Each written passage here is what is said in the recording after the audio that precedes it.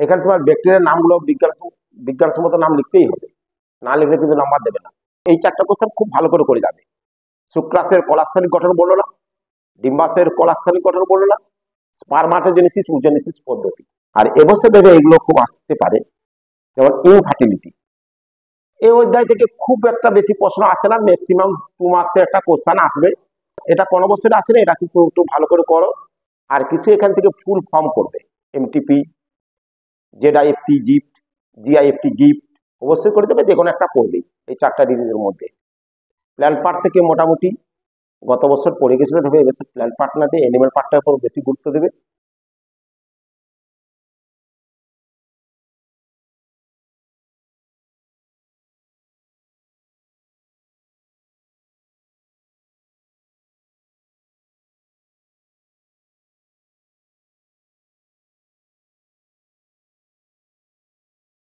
নমস্কার, দা e paper ডিজিটালের last minute suggestion উচ্চ মাধ্যমিক 2025 অনুষ্ঠানে আপনাদের স্বাগত জানাচ্ছি। আমি দুর্গাপুর ইস্পাতনগরী মেঘনা শাহ মাধ্যমিক বিদ্যালয়ের জীববিদ্যা বিষয়ের শিক্ষক। আমি আজ তোমাদের 2025 উচ্চ মাধ্যমিক পরীক্ষার জীববিদ্যা বিষয়ের সম্ভাব্য প্রশ্নাবলী নিয়ে আলোচনা করছি। তোমরা যেহেতু আর 1 মাস পরে পরীক্ষায় বসবে, তোমরা হয়তো কোশ্চেনের প্যাটার্ন সম্বন্ধে সবাই জানো, আমি ওই বিষয়ে আর কিছু বলছি না বিশেষ। আমি আজ তোমাদের প্রত্যেকটি অধ্যায় ভিত্তিক সম্ভাব্য কি কি প্রশ্ন 2025 উচ্চ মাধ্যমিকে আসতে পারে সেগুলো সম্বন্ধে আমি বলছি। প্রথম অধ্যায়, রিপ্রোডাকশন ইন অর্গানিজম, অর্থাৎ জীবের জনন। এই অধ্যায় থেকে খুব একটা বেশি প্রশ্ন আসে না, ম্যাক্সিমাম 2 মার্কসের একটা কোশ্চেন আসবে। তোমরা এগুলো করবে, যেমন আইসোগমি অ্যানাইসোগমি উভয়ের মধ্যে পার্থক্য, কনজুগেশন ফার্টিলাইজেশনের মধ্যে পার্থক্য, জাইগোস্পোরের মধ্যে পার্থক্য, আর কতগুলো সংজ্ঞা করবে, এক্সোগেমি, এন্ডোগেমি, জোর করো। আর বিশেষ কিছু এই চ্যাপ্টার থেকে কোশ্চেন জেনারেলি আসে না। আমি এবারে নেক্সট চ্যাপ্টার যাচ্ছি, সপুষ্পক উদ্ভিদের যৌন জনন, অর্থাৎ sexual reproduction in her plants. সপুষ্পক উদ্ভিদের যৌন জনন থেকে 3 নম্বরের কোশ্চেন আর 5 নম্বরের কোশ্চেন আসবেই। এই 3 নম্বর এবং 5 নম্বর কোশ্চেনগুলো আমি তোমাদের বলছি। 1 নম্বর কোশ্চেন হচ্ছে, পুংলিঙ্গধর উদ্ভিদের উৎপত্তি কিভাবে হয় তা বর্ণনা করো। স্ত্রীলিঙ্গধর উদ্ভিদের উৎপত্তি কিভাবে হয় তা বর্ণনা করো। সপুষ্পক দ্বিবীজপত্রী উদ্ভিদের ভ্রূণ গঠন পদ্ধতিটি বর্ণনা করো। সপুষ্পক উদ্ভিদের দ্বিনিষেক পদ্ধতিটি বর্ণনা করো। আর শস্যটা, এটা কোন বছরে আসে না, এটা কিন্তু একটু ভালো করে করো। শস্য কাকে বলে, যে 3 প্রকার শস্য আছে, ফ্রি নিউক্লিয়ার শস্য, সেলুলার শস্য, হ্যালোবিয়াল শস্য। এই 3 প্রকার শস্যটা একটু করে যাবে। আর কিছু 2 মার্কসের কোশ্চেন এই চ্যাপ্টার থেকে আসে, যেগুলো খুবই ইম্পর্টেন্ট। গাইটোনোগেমি, জেনোগেমির সংজ্ঞা, পেরিস্পার্ম কাকে বলে, অ্যাপোমিক্সিস কি, এর গুরুত্ব কি, পার্থেনোজেনেসিস কি, উদাহরণ, এইগুলো করে দাও। এবারে তৃতীয় অধ্যায়, ইউনিট 1 এ মানুষের জনন, হিউম্যান রিপ্রোডাকশন। এখান থেকে মোটামুটি খুব সাজেস্টিভ কোশ্চেন চলে আসে। এই 4টা কোশ্চেন খুব ভালো করে যাবে। শুক্রাশয়ের কলাস্থলিক গঠন বললো না, ডিম্বাশয়ের কলাস্থলিক গঠন বললো না, স্পারমাটোজেনেসিস ওজেনেসিস পদ্ধতি। দেখবে স্পারমাটোজেনেসিস ওজেনেসিস পদ্ধতিটা ফ্লো চার্ট করে যাবে, জেনারেলি এটা ফ্লো চার্টের সাহায্যে লিখতে বলা হয়। এগুলো করো। আর এখান থেকে কিছু 2 মার্কসের কোশ্চেন করো। 2 মার্কসের কোশ্চেন বলতে তোমার ওই পুরুষ জননতন্ত্রের কিছু অংশের কাজ, যেমন এপিডিডাইমিস, ভাস ডিফারেন্স, কার্পাস গ্ল্যান্ড, পোস্টেড গ্ল্যান্ড, সেমিনাল ভেসিকলের কাজগুলো করে দাও। আর তোমার ইমপ্ল্যান্টেশন কাকে বলে, ইমপ্ল্যান্টেশন ভ্রূণের কোন দশায় হয় এবং কোথায় হয়, জরায়ু, এই কোশ্চেনটা করে দাও। এবারে মানুষের জননগত স্বাস্থ্য, এই চ্যাপ্টার থেকে জেনারেলি 2 মার্কসের কোশ্চেন আসে, তবে এগুলো খুবই সহজ কোশ্চেন আসে। যেমন কন্ট্রাসেপটিভ মেজার্স গুলো করে যাবে। এগুলোর মধ্যে ওরাল পিল কিভাবে কন্ট্রাসেপটিভ মেজার হিসেবে কাজ করে, আইইউডিএসটা ভালো করে যাবে, ডেফিনেশন করবে কিভাবে কাজ করে এবং টাইপ গুলো। টাইপগুলো করে যাবে, টাইপগুলো খুব এক্সাম্পল হিসেবে কোশ্চেন আছে। আর কিছু এখান থেকে ফুল ফর্ম করবে, MTP, ZIFT GIFT, GIFT GIFT, IVF, এইগুলো একটু ভালো করে ডেফিনেশন করে যাবে। আর এবছর দেবে এগুলো খুব আসতে পারে, যেমন ইনফার্টিলিটি মানে বন্ধাত্ব, পুরুষ বন্ধাত্বের দুটো কারণ, স্ত্রী বন্ধাত্বের দুটো কারণ, এগুলো করো। আর এমনিওসেপ্টিসিস কাকে বলে, এর গুরুত্ব, এই চ্যাপ্টার থেকে মোটামুটি এগুলো ভালো করে যাও। এবারে ইউনিট 2, এটা খুবই ভালো কোশ্চেন আছে এখান থেকে। ইউনিট 2 প্রথম চ্যাপ্টারটার নাম হচ্ছে প্রিন্সিপাল অফ ইনহেরিটেন্স, বংশগতির আলোক, বংশগতিটা। এই বংশগতি থেকে মোটামুটি মেন্ডেলের সূত্রের যে ব্যতিক্রমগুলো আছে, যেমন স্বপ্রকটতা, অসম্পূর্ণ প্রকটতা, লিঙ্কেজ, মাল্টিপল এলিলিজম, পলিজেনিক ইনহেরিটেন্স, এগুলো সংজ্ঞা এবং উদাহরণ কিন্তু ভালো করে তোমরা করবে এবছরের জন্য। মাল্টিপল এলিলিজম কাকে বলে, আর রক্তের এবি ও ব্লাড গ্রুপের উদাহরণ দিয়ে ব্যাখ্যা। এটা কিন্তু ব্যাখ্যাটাতে 2 মার্কস থাকে, একদম ভালো করে যাবে এটা ব্যাখ্যাটা।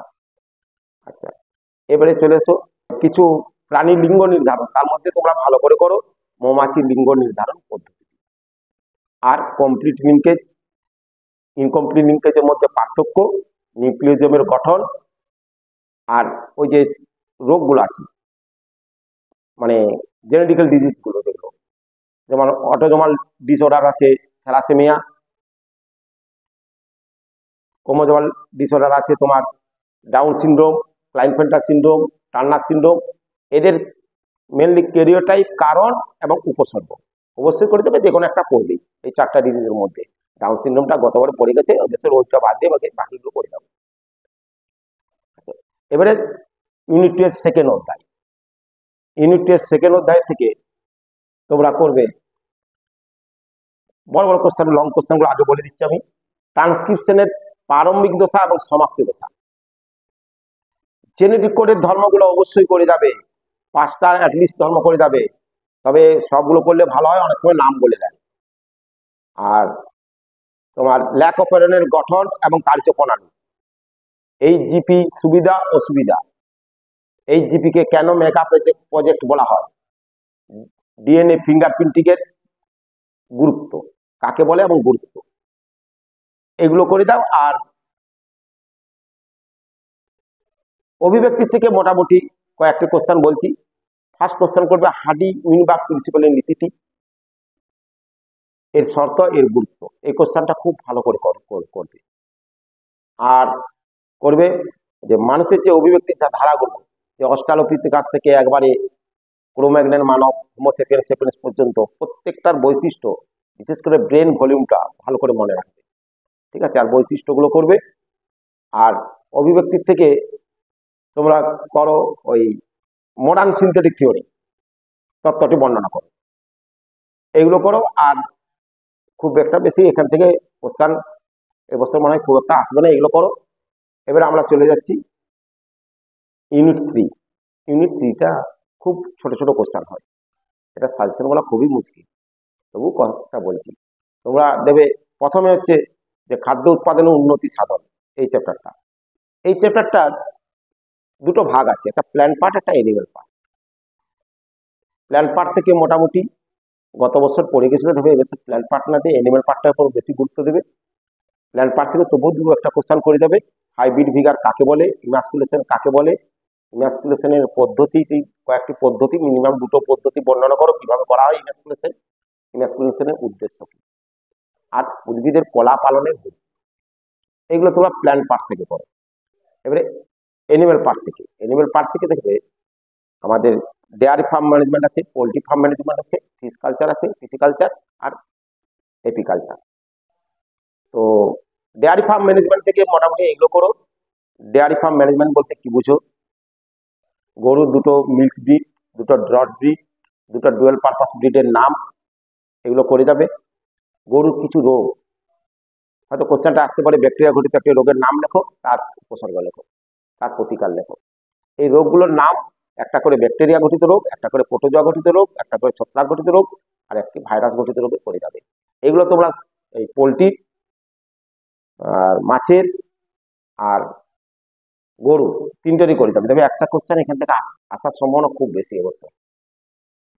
এরপরে মাছ চাষ থেকে, এখান থেকে মেজর কাপ মাইনর কাপের পার্থক্য, এক্সোটিক কাপ কাকে বলে, তিনটা এক্সোটিক কাপের বিজ্ঞানসম্মত নাম,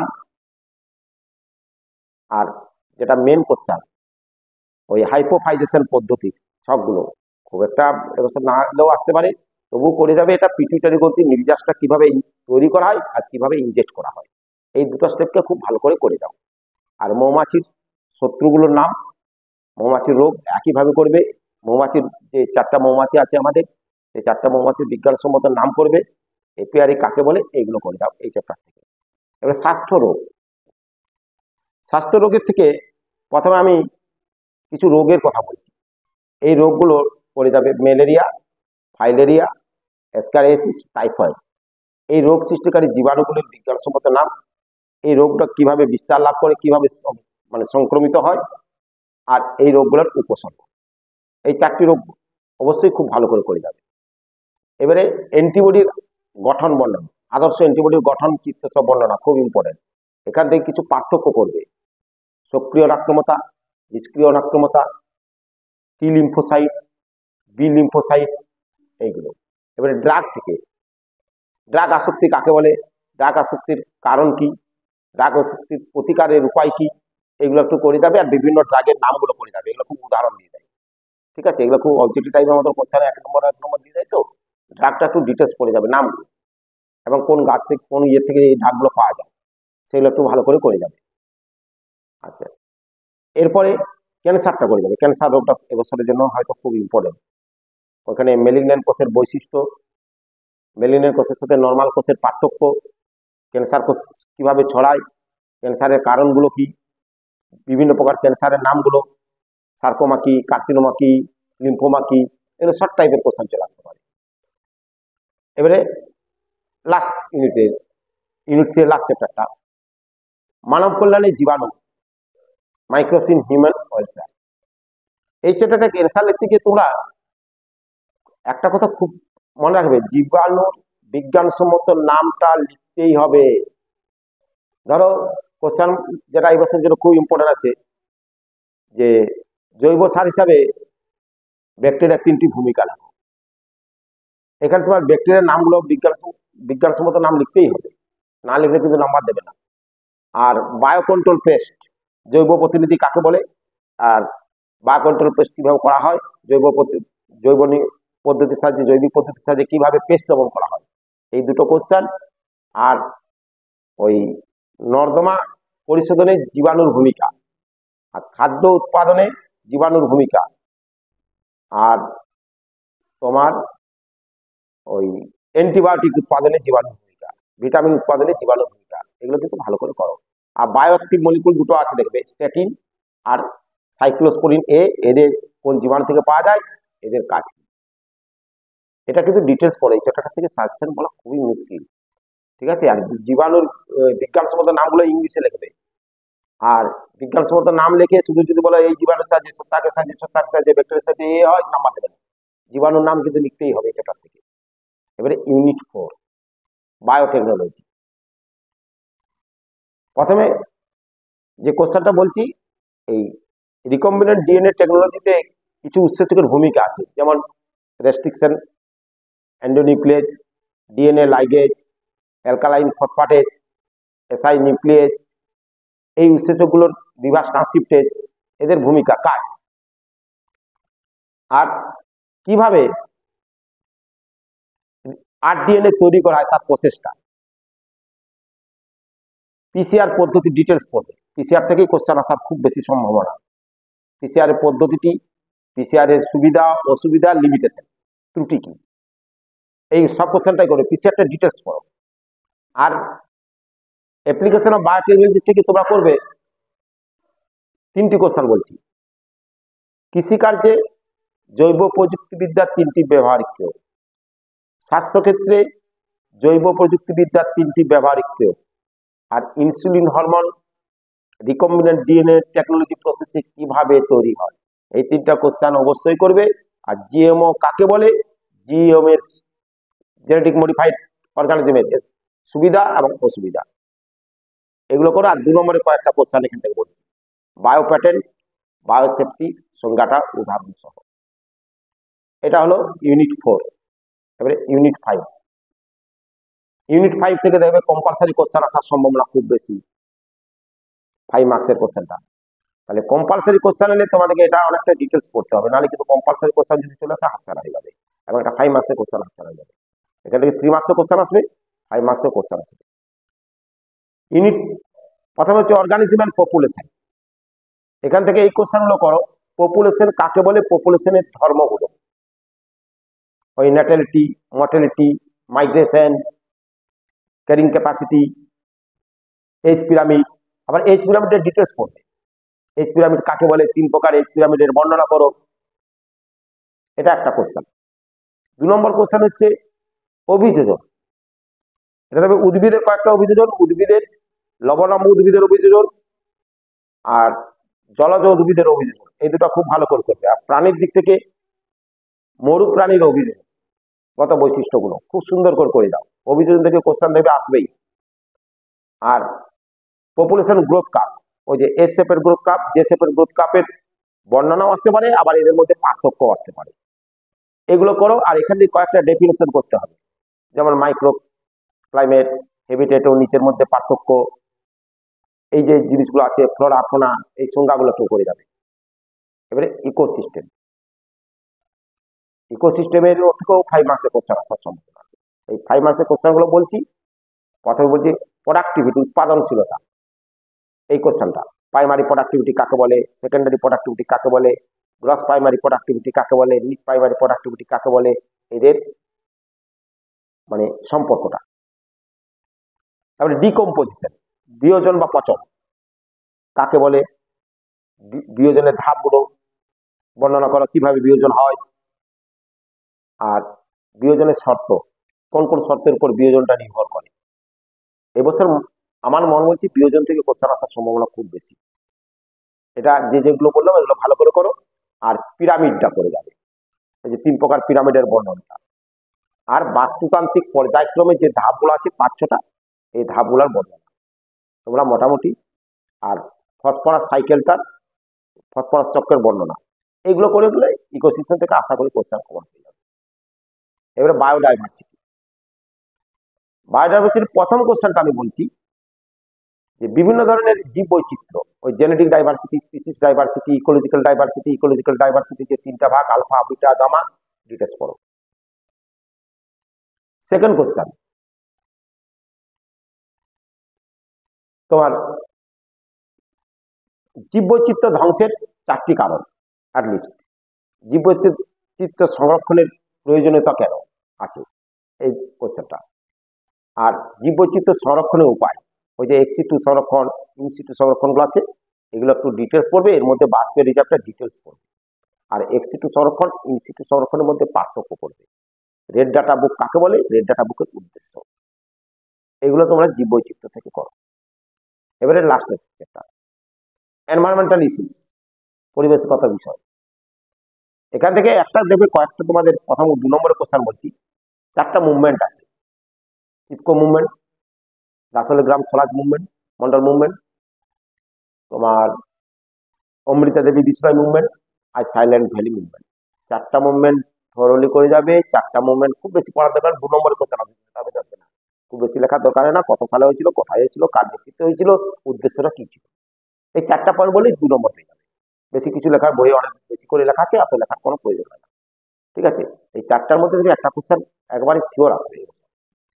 আচ্ছা, এবারে জল দূষণের কারণ, জল দূষণের ফলে কি কি রোগ হয়, বিশেষ করে কোন কোন ধাতুর প্রভাবে কি কি রোগ হয়, সেগুলো মনে রাখবে। শুধু ওই ছোট ছোট ছেলেদের মতো উত্তর লিখে দিলে নাম্বারগুলো তো ফুল দেবে না।